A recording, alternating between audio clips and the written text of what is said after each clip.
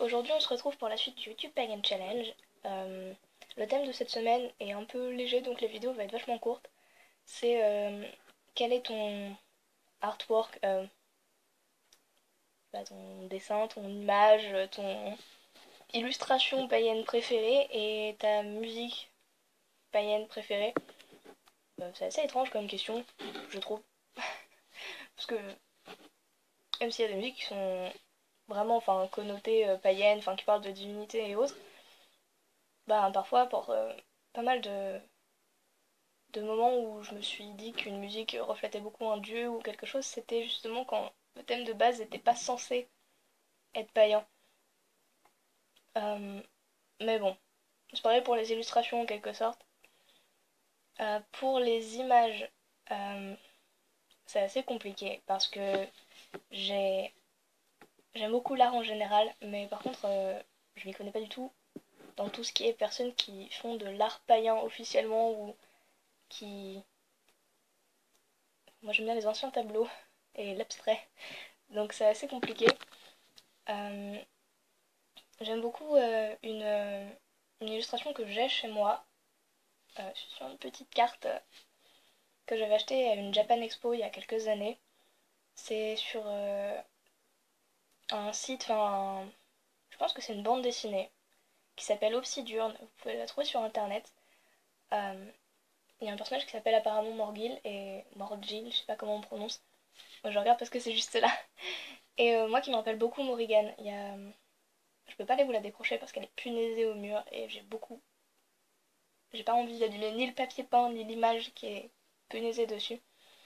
Mais pour moi ça représente clairement Morgane avec une montagne de crâne, un gros corbeau ou une corneille et une femme avec toute pâle avec des grands cheveux noirs.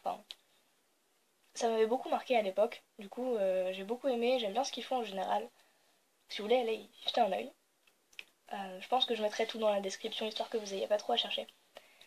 Sinon, j'aime bien ce que fait Lisa Hunt, euh, tout ce qui est tarot et autres, parce que je trouve qu'il y a quand même un petit côté doux et ça me rappelle pas mal, elle bosse pas mal sur tout ce qui est fait, être surnaturel et autres, et ça a clairement un petit côté païen et j'aime bien, c'est très doux, très calme, et elle a un style très particulier, du coup on sait à quoi s'attendre quand on achète un de ses jeux. Voilà, ensuite pour la musique, c'est censé être deux vidéos distinctes, mais ça fait que 2 minutes que je parle et du coup je trouvais ça pas forcément intéressant d'uploader juste une vidéo de quelques minutes. Donc pour la musique, j'aime pas mal. C'est pas. Je sais pas s'il se considère comme païen proprement parlé, vu qu'il fait pas mal de concerts dans les églises et autres. Mais il y a clairement un côté Moyen-Âge et texte ancien que j'aime du coup beaucoup pour. Pas forcément pour les rituels ou autres, parce que je suis du genre à chanter les paroles, du coup c'est assez embêtant. Mais pour des moments de relaxation ou des moments où j'ai juste envie d'ouvrir grand les fenêtres et de discuter avec les entités du coin, c'est Luc Arbogast. Je l'ai découvert de manière classique, je regarde pas la télé, mais pour une fois dans plusieurs années, j'ai regardé The Voice pendant un seul épisode et je suis tombée dessus, du coup j'ai acheté 2 albums. Et les 2 derniers qu'il a fait parce que je suis un peu trop impulsive. Sinon j'aime beaucoup Faune, qui a aussi sorti pas mal d'albums, je dirais, à connotation païenne. Je sais qu'il y a beaucoup de païens qui en écoutent parce que c'est vraiment pas mal. Euh, alors un autre groupe que j'aime beaucoup, plus nordique, et dont je vais écorcher le nom à tous les coups, donc je ne prononce pas du tout ce genre de choses, c'est Wardruna. Je vous mettrai aussi les liens en bas, comme ça vous chercherez pas beaucoup et vous pourrez prononcer ça mieux. Euh, Ils ont notamment fait des albums avec des musiques sur les runes, qui est très pratique quand on veut travailler avec une rune en particulier ou quand on veut faire un rituel et ajouter l'énergie d'une rune par-dessus pour consolider le tout, c'est franchement pas mal. J'avais une autre idée que j'ai oubliée en chemin. Si, euh, un artiste que m'a fait découvrir Lucie de Ange de Gaïa, par Facebook. Il s'appelle Sieben. Donc je prononce comme ça, je pense. C'est comme 7 en allemand, donc en théorie c'est comme ça que ça se prononce. Qui joue tout seul en fait avec un violon et sa voix.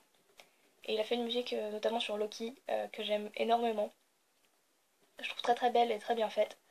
Mais il a aussi fait un album avec pour thème les OGAM. Oui, je prononce ça OGAM, hein. Si c'est pas comme ça que ça se dit, je suis désolée. Mais il en a fait pas mal et c'est pareil, si c'est quelque chose avec lequel vous aimez bien travailler, je pense que ça peut être vachement utile de les utiliser en fond pour un rituel ou quelque chose comme ça. En tout cas, c'est des musiques qui détendent beaucoup. Euh, les quatre que j'ai cités. Du coup, voilà, c'est un peu mes petits chouchous musicaux quand on parle vraiment de paganisme, qui me font penser au paganisme. Et voilà, je pense que c'est tout. Je refais un petit tour dans ma tête. Parce qu'après, il y a d'autres artistes que j'aime bien, mais qui sont beaucoup moins dans la thématique païenne, du coup, c'est plus compliqué. Voilà, donc je vous dis à la semaine prochaine. Je sais plus ce que c'est le thème de la semaine prochaine, donc je pourrais pas vous le dire. Mais voilà, on se retrouve bientôt et prenez soin de vous.